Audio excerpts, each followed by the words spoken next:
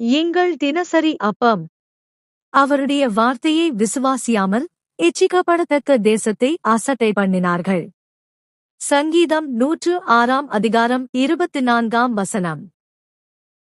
பிரியமானவர்களே, இஸ்ரவேல் புத்திரர் கர்த்தருடைய வார்த்தையை விசுவாசியாமல் அவருடைய வாக்குறுதியில் நம்பிக்கை கொள்ளவில்லை.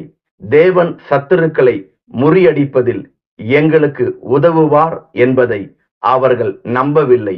கர்த்தருடைய ஆலோசனையை அவர்கள் விரும்பவில்லை, அசட்டை பண்ணினார்கள்.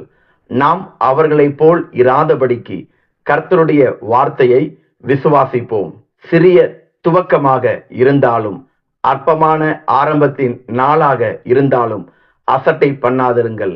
தொடக்கம் அற்பமாக இருந்தாலும் உங்களது எதிர்காலம் ஆசீர்வாதமானதாக இருக்கும். ஆமென்.